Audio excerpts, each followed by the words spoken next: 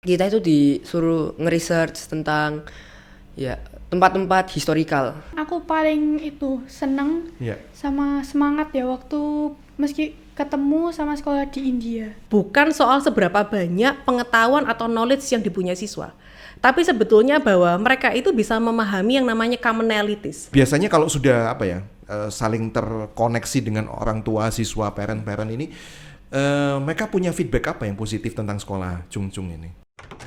Selamat datang di podcast Gideon Yustianto. Silakan masuk.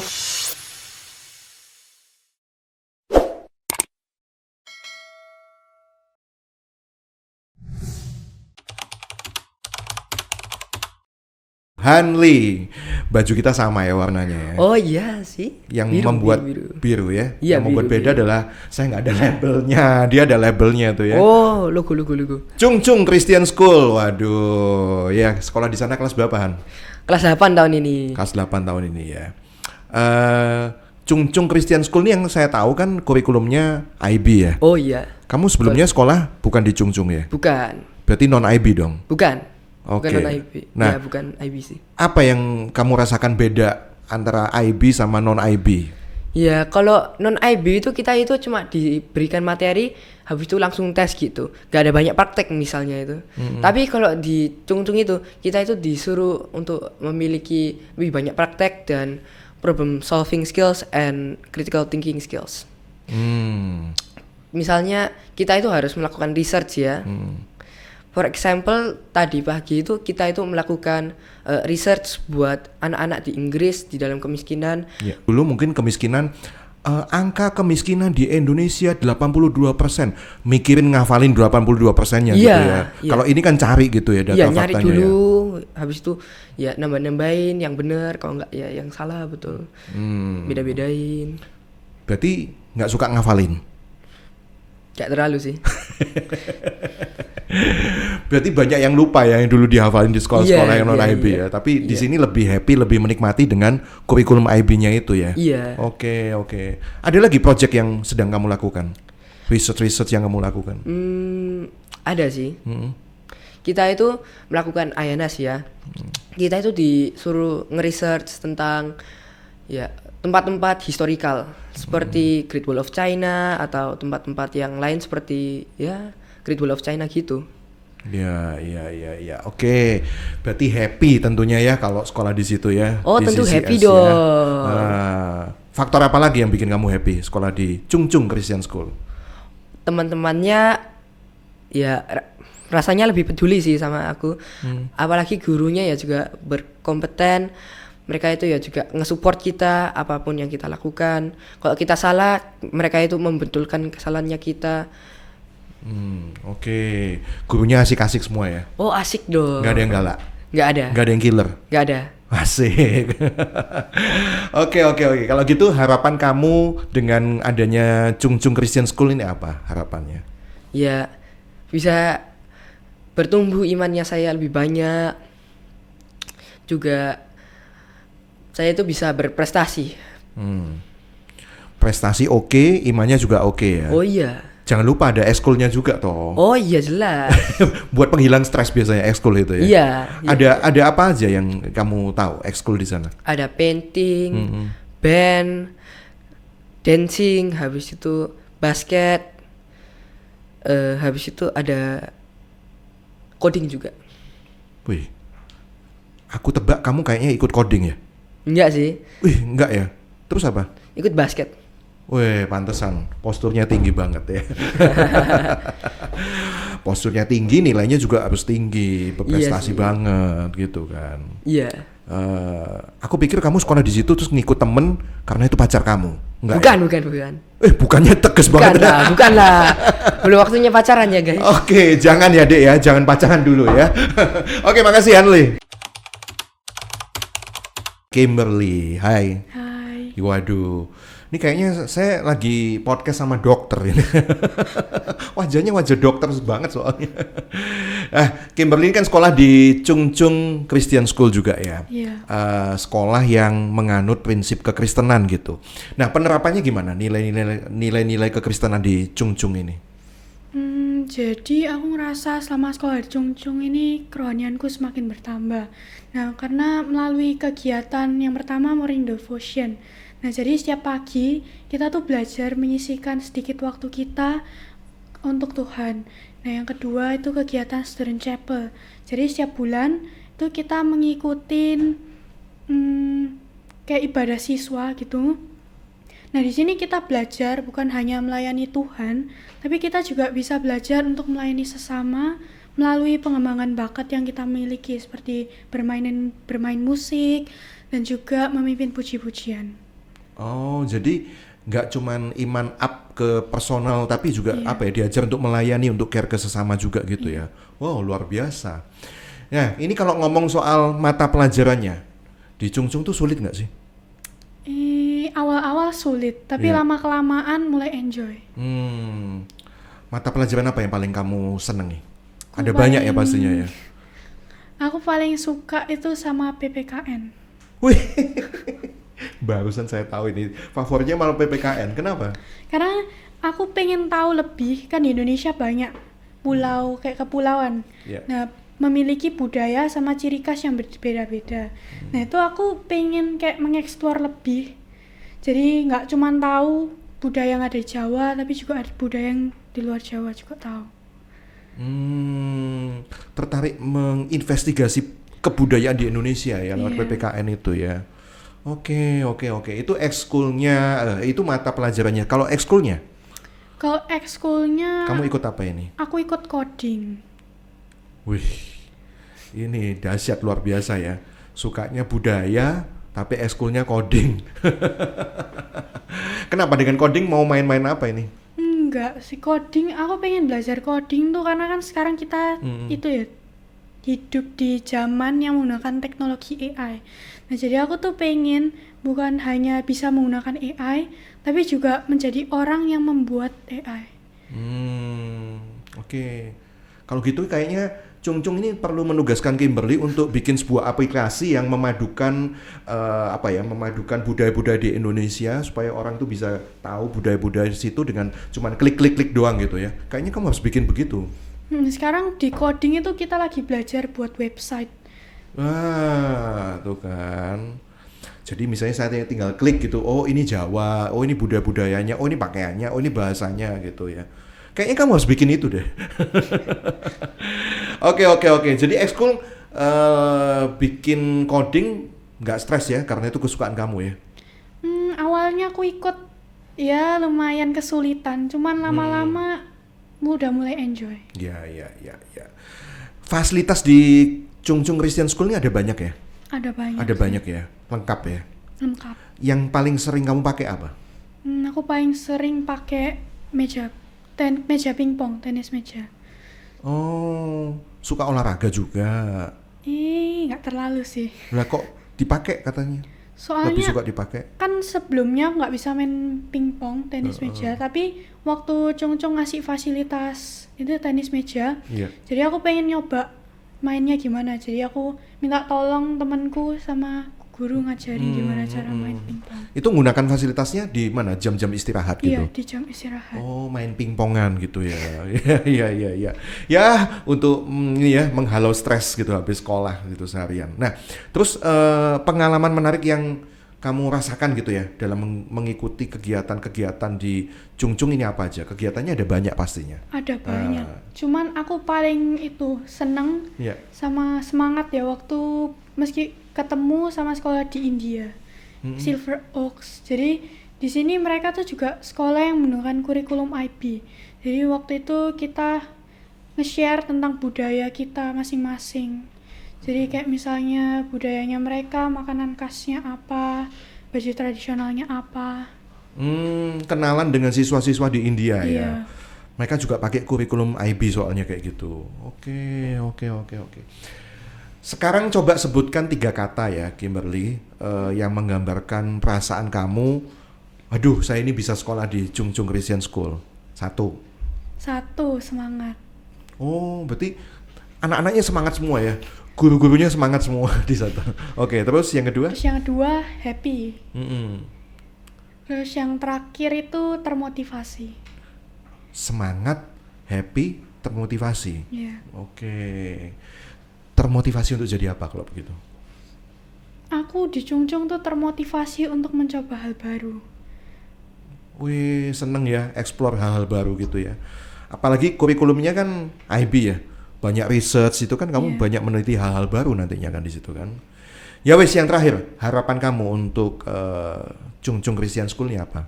Harapanku buat Chungcheong Christian School ini semakin dikenal, khususnya di Jawa Timur. Terus nextnya di nasional dan juga internasional. Jadi terus juga aku berharap ya Chungcheong bisa menjadi berkat bagi banyak orang. Wis, ya. Harapan kamu Chungcheong ini semakin terkenal ya, karena biar kamu bangga dong bisa sekolah di sekolah terkenal gitu ya. Oke, makasih Kimberly ya. Miss Mary Inggarwati, Head of School dari Chungcheong Christian School. Apa kabar? Baik, terima kasih. Ya. Nggak kenal nggak sayang, kayaknya saya harus kenal sama Chungcheong ini ya. Salah satu Christian School yang ada di Surabaya juga. Ini gimana sih? Sejarahnya gimana? Latar belakangnya kok tiba-tiba ada sekolah ini? Mungkin awal sejarahnya itu sekitar 3 tahun yang lalu ya. Jadi 3 tahun yang lalu itu didirikan sekolah ini. Jadi mungkin kalau pernah tahu bahwa kami ini sebetulnya milik dari Mayapada Group. Jadi Mayapada Group ini kan milik dari Bapak Datuk Tahir. Nah, jadi beliau ini memang punya visi untuk mengembangkan ranah bisnisnya beliau ini ke arah yang sifatnya sosial. Jadi termasuk rumah sakit, kemudian ada sekolah. Jadi intinya tujuannya untuk membangun masyarakat juga seperti itu. Nah, kemudian 3 tahun yang lalu tersebut kami mulai buka, tapi di tahun pertama itu kami memang awalnya hanya sekedar trial ya. Jadi saat itu jumlah murid juga tidak banyak, kemudian lebih banyak kami siap beroperasi itu mulai dari tahun lalu sebetulnya. Jadi tahun lalu itu kami sudah mulai membuka dari nursery, kemudian ada kindergarten, ada elementary, kemudian karena elementarynya belum penuh, jadi tahun lalu kami masih beroperasi sampai kelas 2 SD. Kemudian kami juga sudah mulai membuka SMP sejak tahun lalu, tapi masih hanya SMP kelas 7 waktu itu. Oke. Belum banyak tapi kalian tetap semangat ya untuk menjadi number one. Amin. Oke, yang membuat sekolah ini beda sama sekolah-sekolah Kristen yang lain apa ini, Miss Mary? Mungkin karena kami punya karakteristik yang unik ya. Uniknya itu begini, ada banyak sekolah di Surabaya atau di luar Surabaya itu yang memang sekolah Kristen. Ada juga banyak sekolah baik di Surabaya atau di luar Surabaya itu yang berbasis IB atau International Baccalaureate sekolah gitu ya, sekolah yang seperti itu. Tapi kami justru blending keduanya. Jadi kami itu sekolah Kristen, tetapi secara kurikulum framework kami menggunakan IB ini tadi. Iya. Jadi para orang tua siswa mungkin, wah sekarang nih zamannya IB, dikit-dikit kurikulumnya IB gitu ya. Tapi saya pengen anak saya ini Kristen gitu loh, supaya apa ya? Nilai-nilai kekristenannya itu tetap terjaga gitu. Nah, IB plus Kristen sama dengan Chungcheong Christian School. Betul. Gitu ya rumusnya ya. Oke. Dan dari tadi tuh kita bahas IB yang hari-hari ini juga saya tahu bahwa orang tua murid ini lebih suka sekolah yang IB. Apa sebetulnya IB itu? Jadi mungkin begini, kalau kita bicara secara kurikulum internasional, sebetulnya itu ada cukup banyak. Jadi misalnya ada Cambridge, ada juga Pearson, ada juga IPC atau International Primary Curriculum. Nah, kami ini mengambil kurikulum dari International Baccalaureate tadi. Kenapa kami memilih International Baccalaureate ini dan kenapa dalam tanda kutip IB ini cukup berbeda. Jadi salah satu hal yang paling berbeda adalah bahwa kami sebetulnya menerapkan satu program pendidikan atau pendekatan pendidikan itu yang berbasis inquiry dan berbasis konseptual. Artinya bahwa anak-anak itu tidak hanya datang ke sekolah, duduk, mendengarkan tes. Tapi lebih banyak bahwa kami mensupport anak-anak karena secara nature manusia itu kan dari sejak dia bayi itu punya nature untuk mereka itu punya rasa ingin tahu. Dan satu rasa keingintahuan ini yang sebetulnya menjadikan kita setelah kita dewasa ini sebetulnya lebih banyak berkembang ya. Karena bagaimanapun juga profesi kita apapun, bisnis apapun yang kita punya, pasti salah satunya adalah kita harus tetap terus berinovasi, tetap harus dalam tanda kutip mencari tahu banyak hal. Nah, kurikulum IB ini adalah kurikulum yang memang mensupport hal itu. Itu yang pertama. Dan yang kedua adalah memang yang paling penting itu seperti yang tadi mungkin ada salah satu siswa kami yang juga sempat diinterview ya, mengatakan bahwa kalau di sekolah non-IB itu lebih banyak menghafalkan, dimana kalau menghafalkan itu hari ini ingat besok lupa. Tapi kalau kita mengajarkan sebuah konsep, artinya bahwa anak itu bukan hanya menghafalkan, tapi dia harus paham. Nah, karena dia paham, dia bisa menerapkan, mengaplikasikan dalam hidup sehari-hari. Termasuk ketika kami memberikan sebuah case study, memberikan sebuah permasalahan, dia bisa belajar untuk memecahkan masalah karena dia paham konsepnya. Jadi itu mungkin perbedaan yang cukup signifikan antara kurikulum IB dengan kurikulum yang lain. Ya. Ini saya jadi ingat kalau dulu saya belajar fisika, saya nggak cuma ngajar belajar rumus, tapi saya diajak tahu bagaimana supaya terjadinya rumus itu. Betul. Hukum gravitasi itu ceritanya dari apel jatuh gitu. Betul. Itu sampai kayak gitu ya. Iya, betul. Oke. Jadi sampai hari ini pun saya masih ingat tuh hukum gravitasi karena dari buah apel itu. Jadi ini sangat relate gak dengan masa depan, bahwa nanti ke masa depannya itu yang paling dibutuhkan kayak begitu. Mereka harus tahu konsepnya, mereka harus tahu filosofinya atau gimana? Betul sih, kalau dari IB sendiri kan sebenarnya mereka sudah melakukan banyak riset ya. Jadi kenapa mereka sampai membuat jaringan internasional untuk istilahnya beraliansi dengan banyak sekolah seperti ini, pasti mereka sudah melakukan banyak riset. Salah satu hal yang paling penting sebetulnya adalah bukan bagaimana siswa itu atau seberapa banyak, mungkin kalimatnya lebih tepat begini, bukan soal seberapa banyak pengetahuan atau knowledge yang dipunyai siswa, tapi sebetulnya bahwa mereka itu bisa memahami yang namanya commonalities, bahwa apapun yang terjadi di dunia ini sebenarnya punya commonalities. Misalnya contoh, satu konsep yang biasanya kami ajarkan itu misalnya contoh konsep pattern. Dalam pelajaran apapun, dalam profesi apapun, bidang apapun yang sebenarnya kita geluti, itu pasti punya yang namanya pattern. Matematika punya pattern, science punya pattern. Ketika saya misalnya dengan profesi saya sekarang, saya harus bisa membaca pattern. Marketing harus belajar pattern. Nah, jadi itu hal yang istilahnya memang kami percaya bahwa dunia itu in the future itu mau tidak mau memang anak-anak harus paham konsepnya. Karena knowledge itu bisa berubah. Karena saya masih ingat kalau zaman dulu kita belajar IPA ya, belajar tentang planet dan tata surya. Kita tahu dulu Pluto itu adalah planet, ya kan? Tapi kemudian setelah ada riset yang baru muncul, ternyata dikatakan itu bukan lagi planet, atau sekarang malah dikatakan sebagai salah satu mungkin planet kerdil gitu ya. Which is itu sebetulnya artinya bahwa knowledge akan selalu berkembang, bisa berubah sesuai dengan hasil riset. Tapi sesuatu yang commonality seperti pattern atau misalnya sistem, itu mau sampai kapanpun itu pasti masih akan tetap ada. Contoh misalnya di masa depan kita akan lebih banyak belajar misalnya tentang AI, machine learning misalnya. Otomatis anak-anak itu harus belajar pattern itu tadi. Mereka harus belajar bagaimana istilahnya membaca banyak hal, mereka bisa menerapkan banyak hal. Ya itu sih, jadi kurang lebih. Iya. Jadi sekolah dengan kurikulum IB ini memberikan pelajaran sebuah konseptual tentang pola-pola dari semua ilmu yang ada. Betul, gitu ya. Betul. Oke, itu lebih nancep gitu ya. Betul. Tapi bagaimana dengan orang tua siswa yang karena ya mereka di zamannya kan harus ngafalin F sama dengan MA ya kan misalnya. Betul. Terus kok anak saya ini sekolah di IB tapi kok kayak nggak punya pengetahuan seperti teman-teman yang lain gitu. Gimana Anda menjawab isu itu? Betul, sebenarnya salah satu hal yang mungkin kadang menjadi pertanyaan orang tua adalah kadang-kadang orang tua itu membandingkan begini, kalau kita pakai kurikulum ini nih, anak-anak itu kelas 2 SD itu udah tahu sekian banyak pengetahuan gitu. Maka biasanya kami bertanya, mengetahui belum tentu memahami. Betul ya, mengetahui belum tentu memahami ya. Betul. Tapi kalau kita paham, kita bisa mencari tahu. Kalau saya tidak tahu, contoh misalnya saat ini nih, saya tidak tahu akan satu ilmu misalnya, atau saya tidak tahu suatu knowledge. Karena saya paham bagaimana caranya menggunakan AI, caranya AI bekerja, saya bisa cari ilmu itu, saya bisa cari pengetahuan itu di mana aja. Contoh, saya kebetulan beberapa kali ini kan kadang-kadang juga mengajarkan anak-anak tentang information literacy. Karena itu saya juga mengajarkan misalnya bagaimana sih Google itu bekerja. Karena anak-anak itu tahu bagaimana cara Google bekerja, mereka itu bisa tahu bagaimana caranya membuat satu keywords gitu ya di Google Search, kemudian mereka bisa dapat pengetahuan itu dengan mudah. Iya. Betul ya, jadi kalau kita tahu belum tentu kita paham. Iya. Kalau sudah paham mestinya paham gitu, mana yang dipakai, mana yang nggak mestinya dipakai gitu ya. Betul. Nggak semua yang di Google tuh bisa dipakai soalnya kan. Betul. Oke. Jadi ini soal kurikulum IB yang dipakai yang menjadi pembeda di Chung Chung Christian School ya. Terus bagaimana dengan orang tua? Orang tua ini kan kadang-kadang mereka juga pengen senang gitu kalau bisa dilibatkan di sekolah. Jadi ada kayak arisan sih antara para parents atau enggak ini gimana mereka bisa terlibat? Kalau kami tentu kami terus meningkatkan diri ya.